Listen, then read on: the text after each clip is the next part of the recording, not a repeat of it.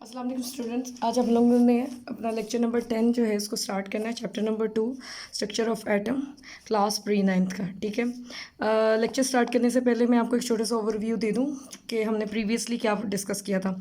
हम लोगों ने अपने लेक्चर नंबर 8 के अंदर, नाइन्थ के अंदर तो हम लोगों ने कैनाल रेस की प्रॉपर्टी डिस्कस की थी, लेकिन लेक्चर नंबर 8 में हम लोगों ने बोहर एटॉमिक मॉडल डिस्कस किया था।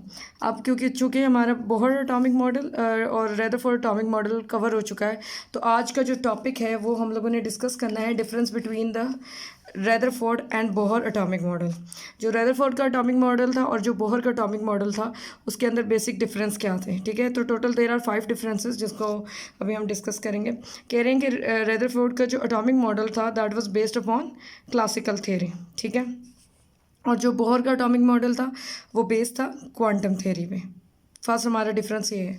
ठीक है, सेकंड पॉइंट उन्होंने कहा है कि अकॉर्डिंग टू रदरफोर्ड के अकॉर्डिंग क्या था, उसने कहा था कि इलेक्ट्रॉन जो है वो न्यूक्लियस के अराउंड क्या करता है, रिवॉल्व करता है, लेकिन उसने ऑर्बिट का जो है कोई भी कॉन्सेप्ट नहीं दिया था। ठीक है, जबकि बोहर ने बताया था कि इलेक्ट्रॉन जो है वो न्यूक्लियस के अराउंड रिवॉल्व करता है इन अ फिक्स ऑर्बिट।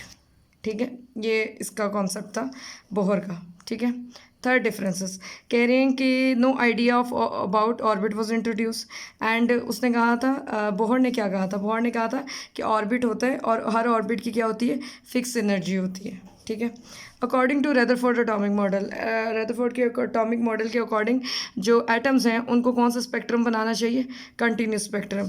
और बोहर के एटॉमिक मॉडल के अकॉर्डिंग क्या था, बोहर के एटॉमिक मॉडल के अकॉर्डिंग एटम्स को कौन सा स्पेक्ट्रम बनाना चाहिए था, लाइन स्पेक्ट्रम। ठीक है, फिफ्थ डिफरेंस क्या है, कहते हैं कि अगर हम रदरफोर्ड के एटॉमिक मॉडल को देखें तो एंड पे हमें पता चल रहा है कि रदरफोर्ड एटॉमिक मॉडल के अकॉर्डिंग एटम का स्ट्रक्चर जो है वो कोलैप्स कर जाना चाहिए। अब आपका क्वेश्चन होना चाहिए कि कोलैप्स क्यों कर जाना चाहिए, रीज़न बताएं आप, क्वेश्चन है आपका।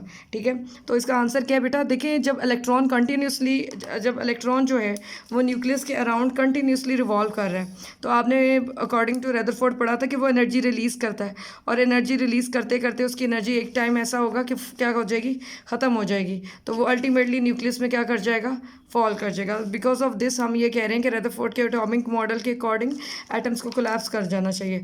लेकिन बोहर ने क्या कहा था कि इलेक्ट्रॉन जो है वो न्यूक्लियस के अराउंड फिक्स ऑर्बिट में क्या कर रहा होता है, रिवॉल्व कर रहा होता है, और एनर्जी जो है ऑर्बिट में जब वो रिवॉल्व करता है तो क्या होती है, क्वांटाइज होती है उस ऑर्बिट की।